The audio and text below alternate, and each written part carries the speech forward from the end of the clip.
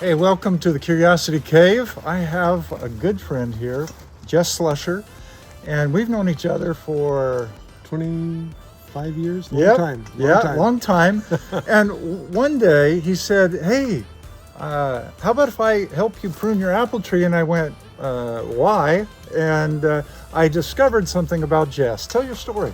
Well, first of all, that poor tree wanted to be pruned. And listen, fruit trees, they want to be pruned. It's in their nature. If you don't prune a tree, pretty soon the fruit gets very small, it gets diseased, doesn't get enough light. Yeah. And so, how I learned all that was I grew up in an apple orchard, and my dad planted an orchard in eastern Washington, in the Columbian Basin on Frenchman Hills. And so for the first 32 years of my life, that was where I lived in my summers, summers, winter, fall, and spring. And, part of that season was pruning.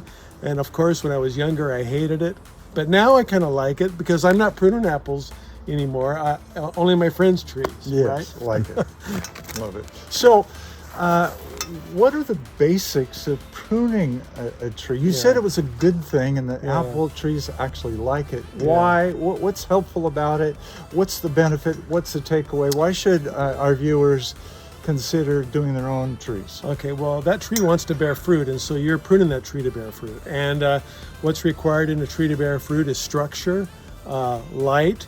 You don't want the branches crowding over each other, and then the fruit becomes wounded by other branches that are crowding in. Every branch needs some space, and so like the tree that we're pruning today, when we started pruning your tree, it was very overcrowded. The branches were too dense. There was no light getting inside, and you weren't getting any new growth in the interior of the tree.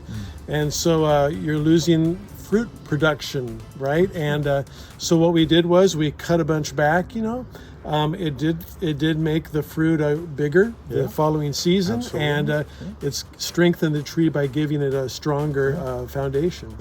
Well, this is year 4 of Jesse's process of pruning our tree, and he came like every 2 years. And so again, we're pruning for the future. We have our implements. Pruning, small, medium, super big, and we're going to put them all to the test, and we're going to catch you on the flip side in just a few moments.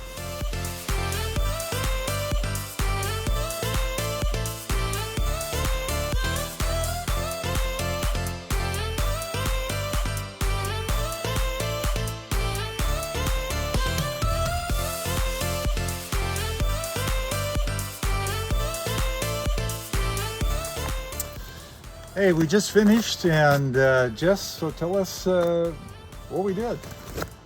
So we took a lot of the branches that were crossing over and creating shade. We took those out. We took branches out that were not letting the light into the center of the tree. Some of the top branches we cut back so that the lower branches would have light. Some of the structure was weak, so we cut it back so it'll get stronger. And you know what? It's going to produce new growth next year. And that's what your fruit hangs on.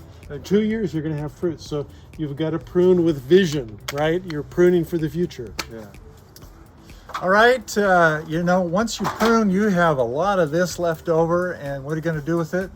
Well, fortunately, I have a shredder, and it's electric. It's an old school bad boy, and it does pretty good with stuff up to 1 inch, maybe 2 inches max. And so we're going to turn this on, make a lot of noise, and shred a lot of stuff.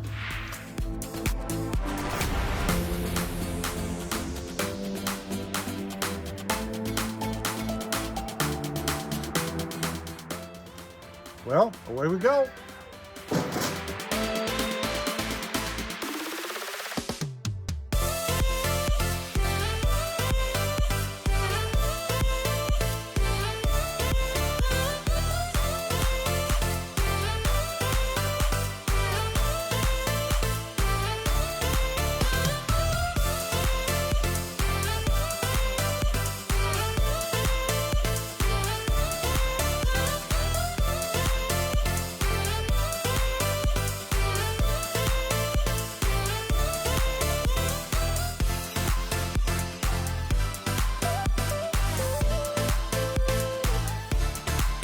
So if you're trying to do this on your own, it can be daunting. I remember the first time I did it, and it was like, where do I cut? And I'm always trying to save buds, but it's true. You have to prune for the future. Right.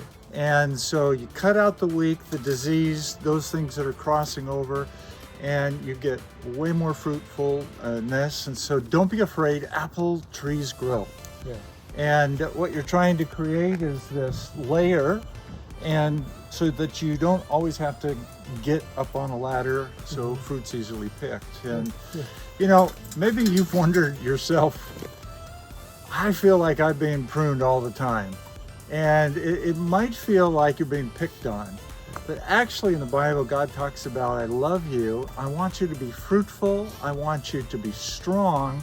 So would you allow me to cut out the weak, cut out the superfluous, cut out the distracting, cut out the stuff that's not going to be fruitful for you in the future. And man, when we give God permission in our life, we become fruitful, and there's nothing better than having a fruitful life now.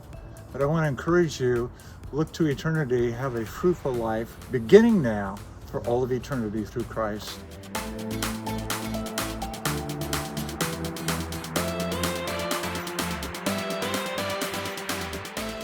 We're done with the shredding, and now we have compost, which creates another video. We're gonna put this into the garden at some point. Anyway, thanks for joining with us. And Have you seen my hand?